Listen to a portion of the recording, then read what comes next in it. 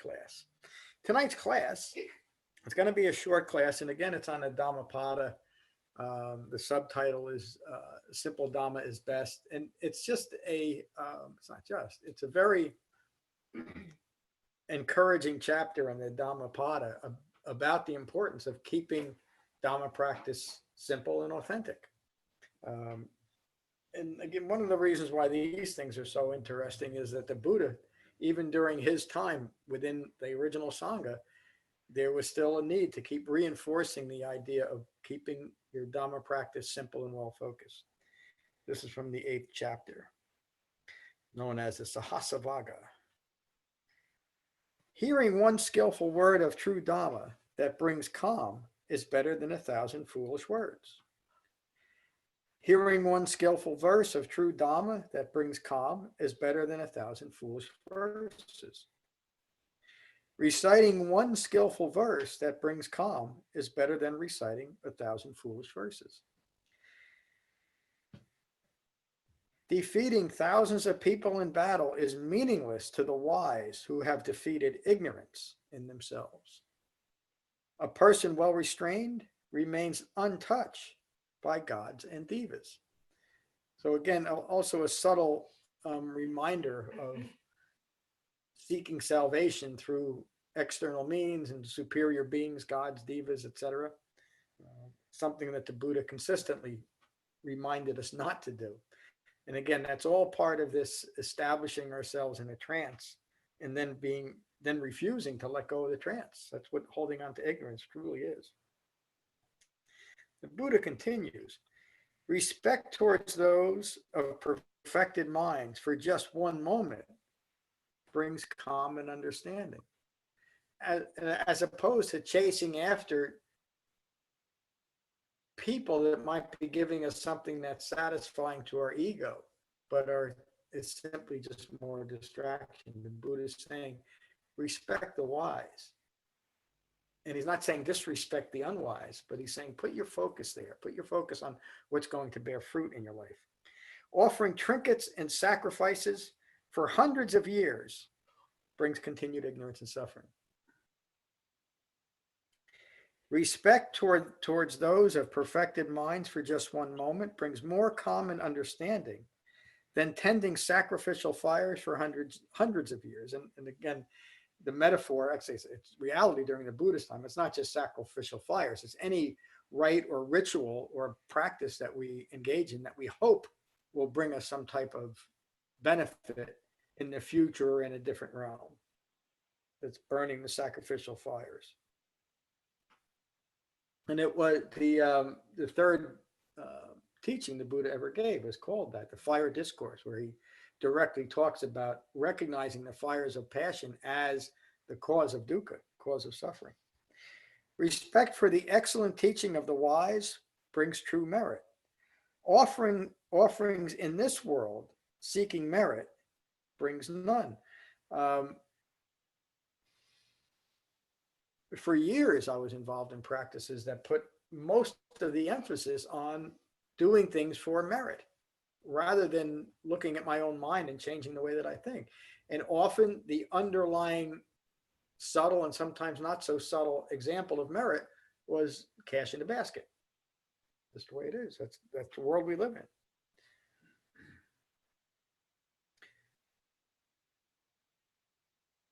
Better to live one day well concentrated and virtuous than to live 100 years distracted and uncontrolled. Would you all agree with that?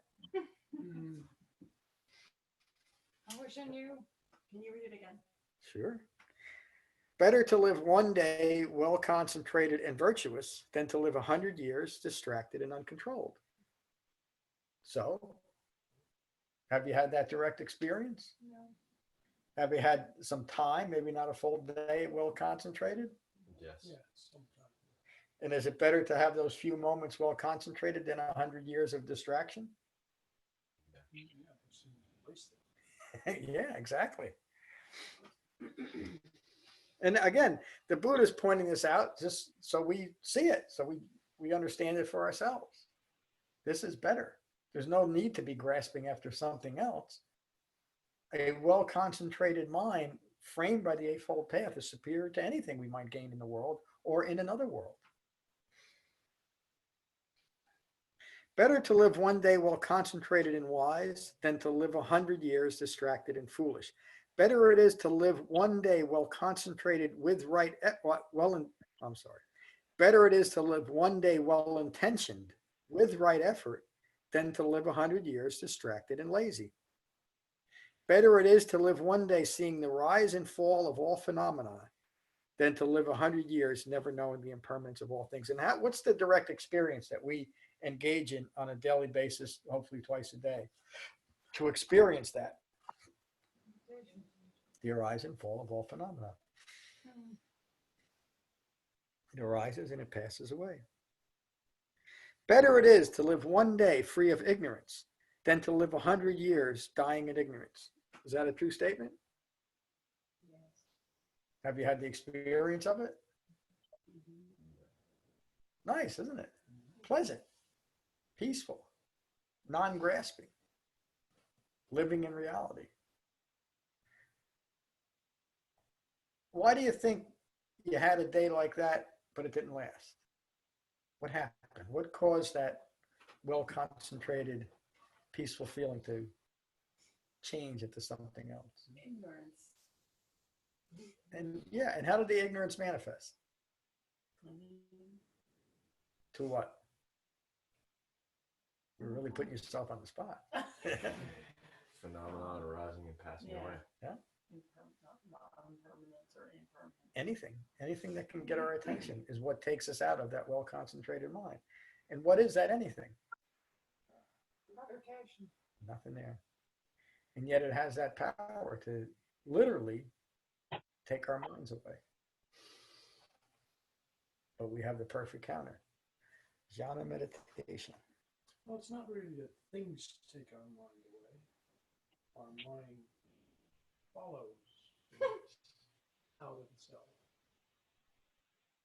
Yes, and an uncontrolled mind will do that. Mm-hmm. And the counter to that, again, is concentration. But again, it's not this grim type of concentration either. We know it's a very gentle concentration. A grim type of concentration is really a grasping type of concentration, isn't it? And there's no concentration in a grasping mind. It may seem like it. We might kid ourselves. We might feel, especially with poor instruction, we might feel wonderful that you're able to sit in something called meditation for an hour or 2 or 3 or 4 until you realize that you weren't doing anything for furthering your concentration. That's what the Buddha's emphasizing here.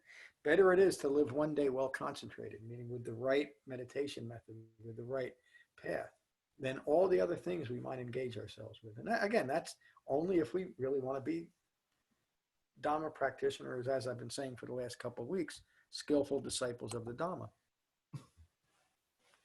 Better it is to live one day knowing the 4 truths than to live 100 years in ignorance.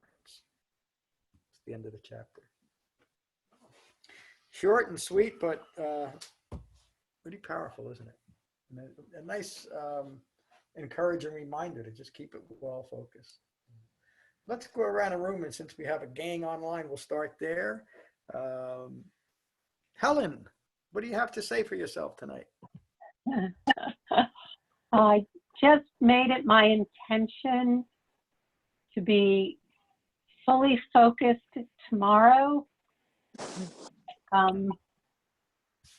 to be mindful of my words. I'll be guiding a lot of people on a project, and to use the right intention, the right effort, but also the right speech, so that everyone feels at ease and successful as we go forward.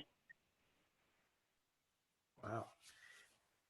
That sounds like a very skillful plan, Helen. Will you please let us know how it works out? I will. And that's just how the Dhamma is. That you're incorporating the Dhamma into your life. That's what it's meant. It's not something that we do, once in a while, or maybe on church on Sundays. It becomes our life, and that's just how it is. So thank you. I'm glad you joined tonight. Who's up there on the left? Mary, how are you? Mary? Mary? No? I'm Okay. here. Ah, there you are. How are you, Mary? I'm good. I'm good and happy to be here with all of you. I am going to take noble silence. Glad you joined us.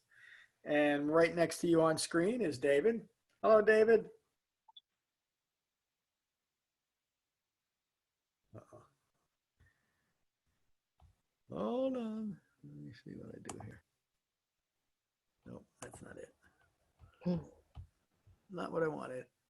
David, you want to turn your, there you go. How Hey, are you, John. David? Good, John. Good. I'm glad you joined us. Yeah, I'm good tonight, John. Good teaching, and I'll see everyone Saturday. Great. Glad you're here. Jane, how are you tonight? I'm fine. How are you? I'm good. Thank you for asking. I just What'd want you to think of thank you for tonight's- having this forum that I can participate online because the Sangha is very important to me. Yeah, So to me thank you. too. Yeah, and thank you for joining us tonight. Matt, good to see you tonight. Good to see you, John. Thanks for the teaching. Good to see our Sangha here. Just very simple. We practice for calm. Yep. And that's what we practice for. Yeah. Thank you. And if it's not there, a little more practice. Good to see you, Lonnie. Good to be here. Matt gave, going back to Matt's Qigong class on Saturday, he gave a very good explanation of mindfulness, meaning the absence of thought, the absence of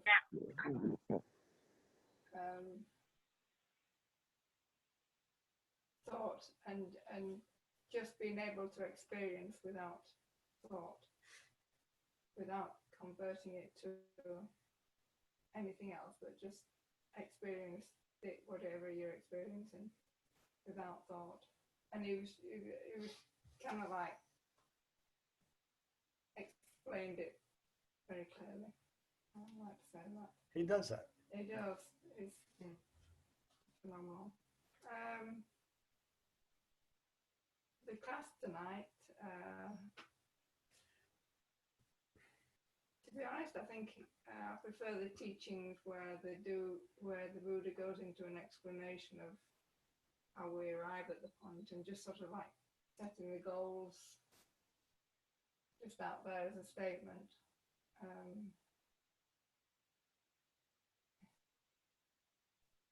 It's nice once in a while, but the way to present a teaching, it doesn't particularly grab me or inspire, although it is inspiring. So, but it doesn't actually teach you and help you on your way. I don't think it's just like an inspiring point to know and get back to and to focus on. But I think I prefer teachings that maybe have a bit more explanation behind them. I think that's all. Thank you. Yeah, thank you. Yeah, the Dhammapada is not a sutta or a collection of suttas like the other suttas are. It really is a compilation of underlying Dhamma in the Buddha's words. That was, and the speculation, and I think it's probably right, is that the Dhammapada was written as kind of a primer for novice monks and nuns, so you could get a good overview of what we're doing here, and then ongoing development within the Sangha, within the teachings, where the knowledge comes from. Do these verses ever come out of other suttas? Because I see some Probably. suttas where he actually he kind of bursts into verse. Yeah, they probably do, but there's no, I mean, you can make the connection easily enough to certain suttas. But to me, I'm one of the reasons why I wrote the Dhammapada is it's just a nice read, especially if you understand what you're reading. And it also is a very good introduction if you want to see it that way. So, if you don't really feel like studying dependent origination tonight, you can read a couple chapters from the Dhammapada and you'll get quite inspired. And it is, especially with the proper translation, it's very inspiring. Can I ask a question Sure. about last Saturday's teaching? Yes. CJ? You said Upakala. that. Sorry. Upakala defeats Mara. The mind is always seeking knowledge. For instance, when we get on our stream of whatever distractions, we're always seeking knowledge about that. Is that right? Yeah, and well, be careful to use the word knowledge there as something valuable. It's just learning something. It's like, you know, learning that moldy bread isn't good to eat. It's knowledge, but it's not. So a mind is always grasping after something, and you could call it knowledge. Knowing what 4 pieces of chocolate cake feels like rather than 3. So how do we pursue what we need to pursue in life without eye-making? Because we can't just leave these subjects alone. They're too important and they're part of life and integral part of life. So we can't ignore them. It's such a great. I'm sorry, I interrupted you Well, I think I said it. because I'm eager to give the answer. Learning and integrating a proper meditation practice within the framework of the Eightfold Path doesn't preclude doing anything else. It just means that you'll be doing everything else with a well-concentrated, peaceful mind, mindful of what you're doing. So if your interest is, I got an interesting email from someone, and they were saying that ultimately everything is one thing, and they use the analogy of, not an analogy, just the subject of automotive science and what Einstein was teaching and what the Buddha taught is all compatible. It's all part of this one thing. And of course it isn't. And just because the Buddha didn't teach automotive science doesn't mean that automotive science isn't an important subject, especially to someone in that field. Or that he didn't teach, that the Buddha wasn't looking for a unified field theory because he wasn't concerned with the physical world. He said, this is the physical world. It's right in front of you. It doesn't need any explanation. What he was concerned about was the way we think about ourselves in relation to the physical world. So you could study and learn all these different things, or something that might be important to you in what you're doing as a business, or even as you want to paint your rooms and you go to Home Depot. There's nothing wrong with learning that, and it doesn't take away from your Dhamma practice, unless you see painting and you conflate painting with Dhamma practice in some way. You know, people might romanticize, oh, it's such a flowing meditative thing. It's just like Dhamma. No, it's not. Well, it's more that I think, for instance, in my mind, it has streams of things that are my fabrications. Yeah. And if I need to learn something about one of my streams that I go in a fabricated state over, I can't ignore it. It's something that I can't dismiss out of life. I need to pursue it, but when I pursue it, am I making? Now, give me an example of a practical example. I don't know. Some health thing or something. I don't know. Well, I won't keep drawing you out. It makes sense that you gotta pain for 2.5 weeks in your chest. It's just sensible to go to the doctor and find out what's going on. A Buddha would do the same thing.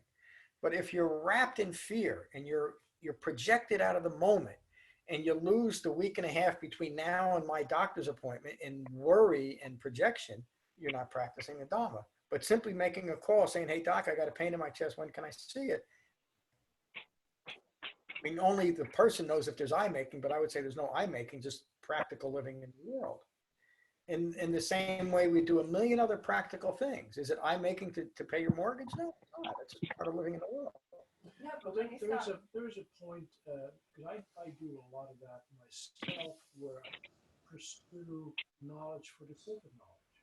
I That's get wonderful. into these historical things that I just want the interest in. So, and frankly, I can lose a whole evening in doing that. And at the end of that, my mind's not any calmer, and I'm not going to do anything practical with that information. At that point, I would say I'm lost in that pursuit, which is a pursuit of knowledge. But yeah, so what good is it to you? And it sounds like you're using that pursuit of knowledge simply as more distraction. And so you might have a hard time making a correlation. Where's the I making in that? The I making is in the seeking of distraction, of further distraction. And so again, one of the topics that came up with this email was Einstein and trying to say that Einstein was looking for the same thing that the Buddha was looking for. There's no relationship at all between what Einstein was looking for and what the Buddha was looking for. An interesting side is that Einstein said if there was one true religion, it was what the Buddha taught, but he wasn't concerned about. And it was because there was no God in that. It was all practical, which is what motivated Einstein. But it's a little bit of an interesting subject because Einstein, in order to develop this great understanding, first had to fabricate ideas, didn't he? Based on what he was seeing. But his thinking was towards something that the Buddha wasn't concerned about. Doesn't mean that it's not an incredibly important subject to human beings. It just doesn't have anything to do with the Dhamma. But do you see the difference between I making and grasping after something as opposed to simply doing something because you got dressed before you came here? There wasn't any I making in it. It was just practical to do that. But I mean, I didn't just grab stuff out of a drawer and put it on. I thought, well, okay, it's a clean shirt. It looks like it's ironed. There's not too many food stains on it, so I can wear it. But I mean, there was no eye making in that. It was simply appropriate to what was done. I'm coming here as a teacher. I shouldn't look like a slob. It's having respect for the wise ones that I put on a clean shirt without. But I can identify with exactly what Ron was just saying. That I would imagine like you are with the watching golf or something like that. I mean, if you're very interested in something, it becomes like your distraction. It can, yeah. And so, how do you pursue the subject without it becoming a distraction? Because I get caught up in the distraction again, even though it's a practical subject to read about or follow up on or understand. I get caught up in the distraction. What do you? But why are you saying you're distracted by it instead of just doing it? What I'm saying, I think you might be judging yourself a little bit too harshly. Doing something is not necessarily eye making. It's when you have a fabricated view and you're using the object or subject to be me or further me. Do you see the difference? Yeah. Do you? Can you explain it to me? I'm asking you because I think it might help your clarity because it's pretty subtle, but. Well, to me, what disturbs my mind is that I get really caught up in what I'm learning, and I can follow something up and I've like lost a couple of hours or something because I'm just learning about something I want to learn about. But isn't that the effort that it is required to learn something? In other words, if you're learning about the intricacies of a combustion engine, and it's very, very interesting to you, and you don't think about anything else except what's on that written page for 2 or 3 hours, that's not eye making. That's just being mindful and present with what you're doing, I would say. But if you insist that your well-being is determined by how much you know about combustion engines, it is the eye making. That brings some I clarity. think the wisdom of Bahia is appropriate here. In that in what's seen, there's only the seen. In what's heard, there's only what's heard. In what's experienced, there's only what's experienced. What is experienced? When I'm sensitive to pleasure, I'm aware of pleasure. When I'm sensitive to not pleasure, I'm aware of not pleasure. Those things are just, that is practice. That's not eye making. That's just being mindfully present of what's occurring as it's occurring. So- To add on to what Matt's saying, it's like, I think that when you start to recognize something that you've now identified as eye making, you can become obsessed with that, and that can become a distraction. You're gonna eye make. That's gonna happen. If you see it happening, if it's causing a disturbance, recognize it. Now it's not about no longer, stopping, ceasing everything that I'm doing. It's recognizing that whatever it is that I'm doing is causing disturbance in my mind. Maybe I need to come back to my breath. Maybe I need to, but it's not like I can't do anything that I've somehow identified as eye making. I have to it doesn't matter. It doesn't really matter. Like, Yep. if it's eye making, it's kind of like, as long as I'm recognizing it, it's this is our life. This is Yep. what our experience is that eye making happens. As long as you recognize it and watch it arise and pass away, you are closer to. Right. And in that, there's a subtle aversion to being wrong, doing it wrong, not being right, not getting it right, not thinking that that's the eye-making part. That's the debilitating effects of a fabricated self-referential ego self. Hey, Matt, The same being it looks the same no matter what you're doing. So, David? isn't there also a danger of becoming enamored by doing it right? That the byproducts of your practice become the focal point versus the true point of the whole practice? Yes, and Yeah. that's why if you step out of the Eightfold Path or embellish the Eightfold Path in any way, that's just what's going to occur. Again, that's why one of the reasons why the Buddha taught that it's not just meditation. He taught a very specific type of meditation. He taught the other factors of the Eightfold Path to keep the eye making to a minimum, with the understanding that we're likely going to bring eye making into our Dhamma practice in the beginning. But the vehicle or the structure is there to recognize it. And it's the structure that is causing you to question and look at what's occurring. You're practicing the Dhamma at the point of contact. What you might be doing is taking too much of your concern about eye making into just what you're doing rather than just doing it. And so the intellectual process can then become a distraction rather than recognizing this is just a great book on combustion engines, period. Or if I can't wait to get through this because now I'm going to know more than everybody else and I'm going to make a lot of money, there's the eye making. But just learning, butterfly collecting is butterfly collecting. If you bring you in it, then you're in trouble. But if it's just butterfly collecting, if there's no you there, that's it. But looking at things and experiencing just what you're experiencing is the Dhamma practice. You're doing it right, or the question itself wouldn't come up. Okay. Good. You had something? Anybody else? Yeah, I'm still struggling with this because I see myself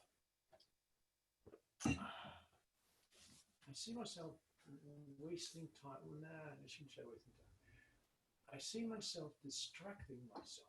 It's an actual effort to distract myself. Yep, we all do it. It's something that I do so that I'm not bored. I don't find that wholesome. So then what happens when you recognize that you're distracting yourself? Sometimes I'll say to myself, yeah, I'm distracting myself. Yeah. Let's have fun with this. And other times it's like, all right, that's enough.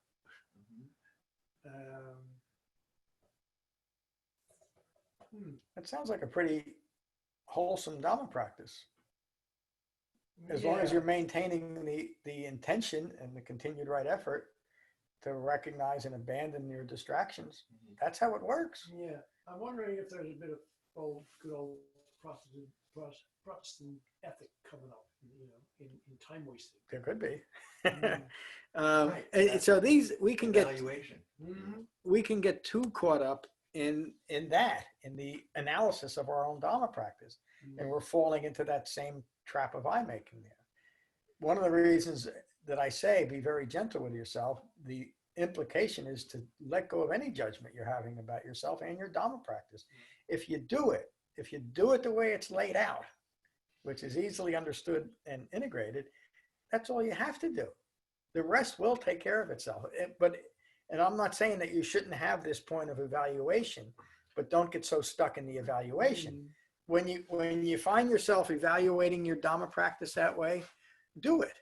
Recognize, are you within the framework of the Eightfold Path? Are you contributing to a more well-concentrated mind? Great, move on.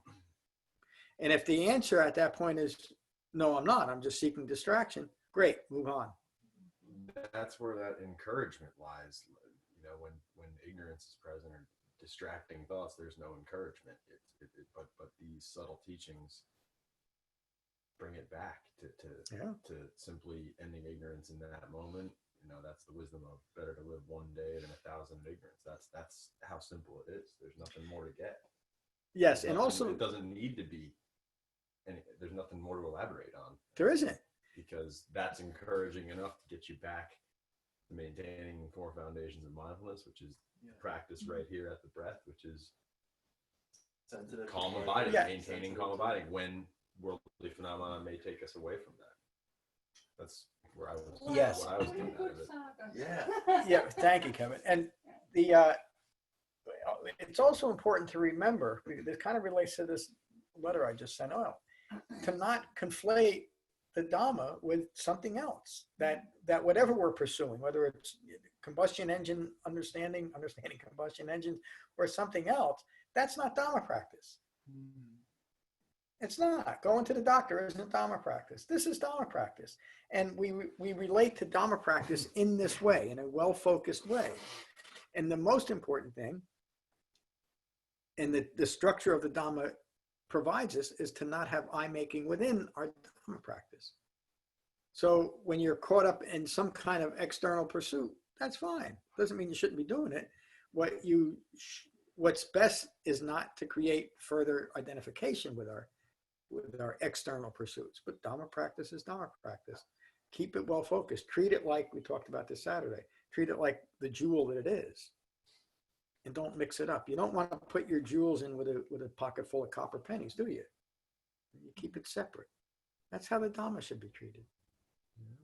Kevin. Just as you were saying with this combustion engine thing as an example, I mean, it's as if that's a nightly thing. I read for an hour about combustion engines, but if 3 days from now I'm thinking about how much I retain from what I read 2 nights ago, then there's eye making in it instead of just some nights I read about engines and I might know what to do with the spark plug, and some nights I might read it and say, wow, 2 hours of, I kind of only remember 1, 2, or 2 things. I mean, it's a tough thing to remember all of those parts in an engine, but that's arising, I mean, and I need to read about engines every day, so when someone asks me about an engine, I know every single answer that could come up. That's the eye making. Instead of, I want to learn more about engines and I'm comfortable with the time it's going to take. It may take a year, it may take a day, a week. I may stop reading about engines and go back to reading about them again. It's just, it's neat to see where those subtle, turning it back, the eye making, it's always there. Yeah. Thank you. Thank you. Kevin, how are you tonight? Well, thank you. I had to jump in there to keep that thought, but very well, and thank you very much for this. I liked I used the word encouragement, because sometimes it's just needs to be as simple as that. Just we all need it. Cut it off. Get back to maintaining your calm and equanimity. Yeah. Thank you. Yeah, thank you. Thank you And for all of you. those things of the world that we get entangled with are just that, you know. Come back to the Dhamma. Hello, Ram. No, I'm glad this came up. Me too.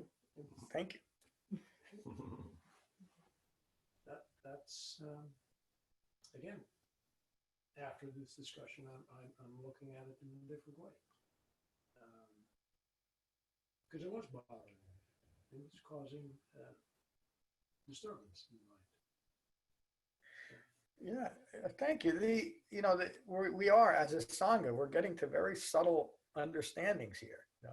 These questions wouldn't even come up.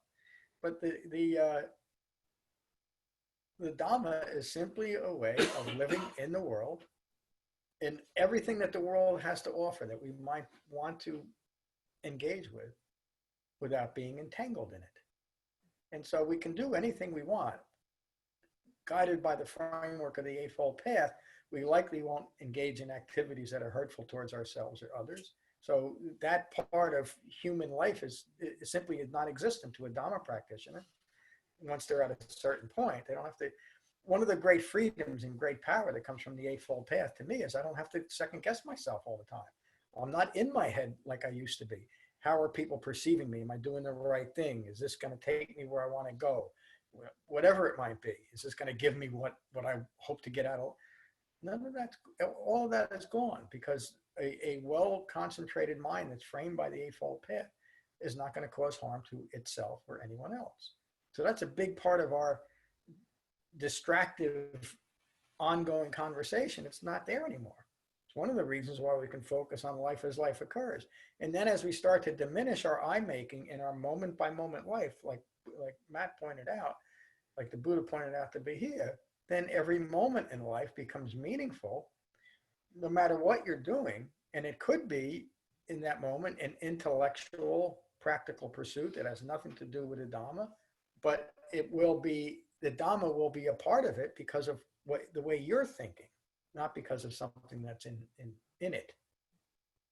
I have to go. I have some things to take care of. Glad you made it tonight. Jen. Good to Hi. see you, Jen. Good to see you. I don't really have much to add, just that, the angst and the suffering that we experience is really what we're adding to what's happening. And we don't, it's very, very, this is a very, very simple. It's just, and thank you for, I thank you all for just always being present to remind me of that.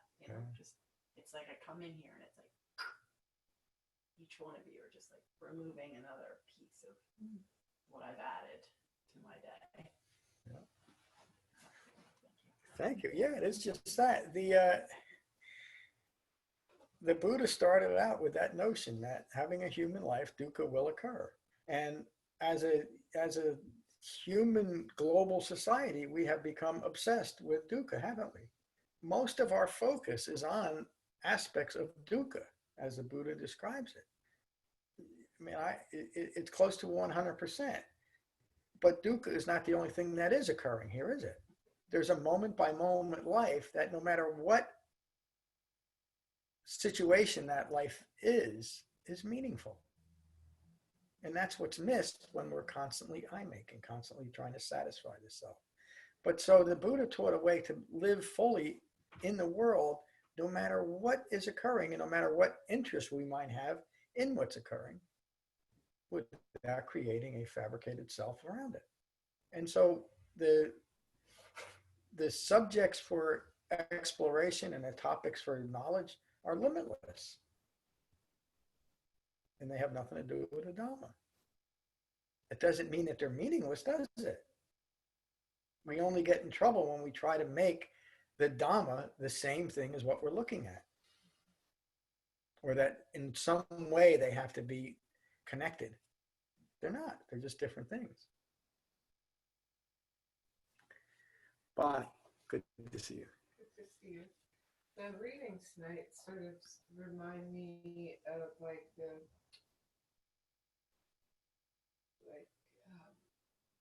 focused lens on it's a choice, making a choice as to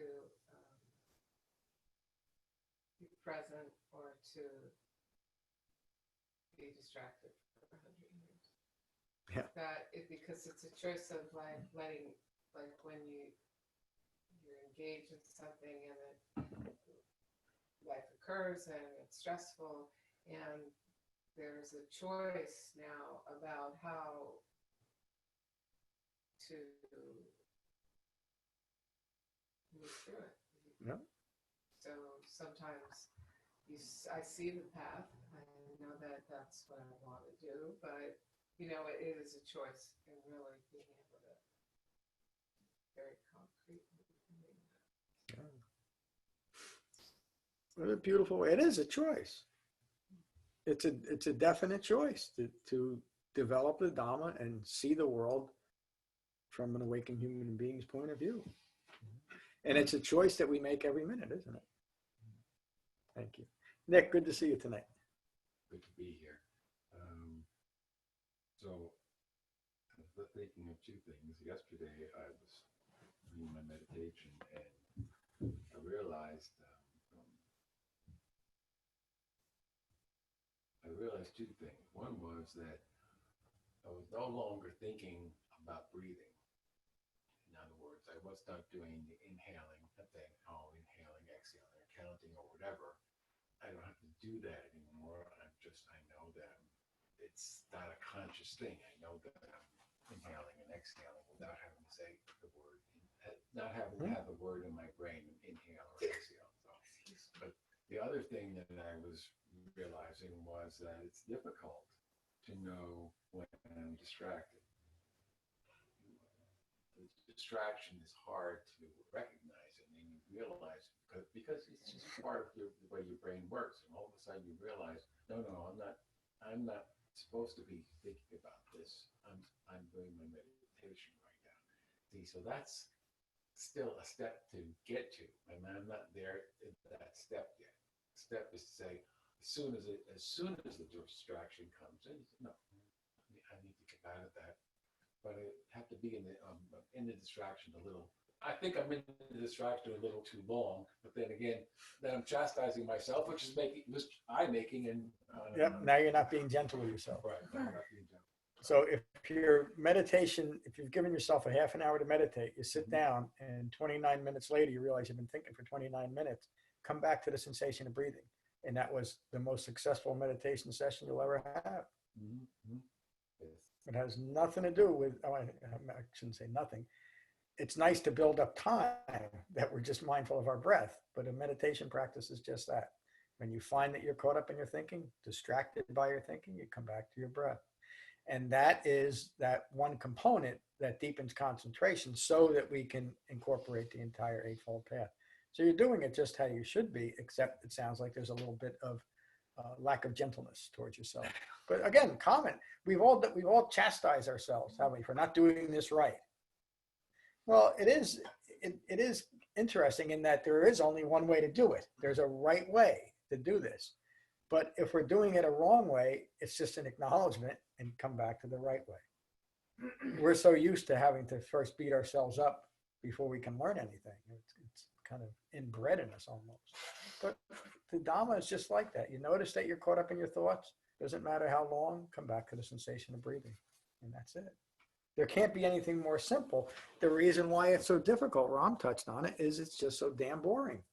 To a mind that's always seeking distraction, a concentration practice is not something that it wants, is it? But that's why it works so well, because it's the direct counter to eye making. What developed here tonight, thank you, Lorna, and everyone, is really getting to the heart of the matter, and we're going to get even deeper into the heart of the matter in this series on the 3 marks of existence, because that's what it's all about. And the Dhamma is just this. It's understanding the way you're thinking in relation to the world around you, whether it's something you want to learn, or it's an argument, or a new car, or learning something, it doesn't matter. Each moment is an engagement with the world that we hope to be disentangled from. But you're still engaged in it. You're still in it. Any other questions? Boy, this little chapter was quite inspiring, wasn't it? Yeah, I just want to say that you're deepening concentration. Your meditation practice is bearing fruit, and that's really cool to see. Yeah. It wouldn't. Keep going. I can tell. Not that I'm what's the clairvoyant or something. I can tell when people are getting the Dhamma by the questions they ask, because your question was framed by developing a Dhamma. If you didn't know the Dhamma, you wouldn't even have that understanding that you're distracted in your meditation. And that's a good. That's it. That's just what we're looking for. All right, we'll finish with metta as we always do. So again, find your relaxed meditation posture. And again, take a moment to become mindful of your in-breath and your out-breath. And these are the Buddha's words on metta from the Karaniya Metta Sutta. This is what should be done by one who is skilled in goodness and who knows the path of peace. Let them be able and upright, straightforward and gentle in speech, humble and not conceited, contented and easily satisfied, unburdened with duties, and frugal in their ways, peaceful and calm and wise and skillful, not proud or demanding in nature. Let them not do the slightest thing that the wise would later reprove. Wishing in gladness and in safety, may all beings be at ease. Whatever living beings there may be, whether they are weak or strong, admitting none, the great or the mighty, medium, short, or small, the seen and the unseen, those living near and far away, those born and to be born, may all beings be at ease. Let none deceive another or despise any being in any state. Let none through anger or ill will wish harm upon another. Even as a mother protects with her life her child, her only child, so with a boundless heart should one cherish all living beings. Radiating kindness over the entire world, spreading upwards to the skies and downwards to the depths, outwards and unbounded, freed from hatred and ill will. Whether standing or walking, seated or lying down, free from drowsiness, one should sustain this recollection. This is said to be the sublime abiding. By not holding to fixed views, the pure-hearted one, having clarity of vision, being freed from all sense desires, is not born again into this world. Thank you all for an outstanding class. Thank you all for joining online. Peace. Good night, John. Good night. Kevin, would you Good night, for just- John. Good night. Good night, everyone. Good night, everyone. Good night, Helen. Good night, David. Good night, Mary. Good night, David. See you all soon.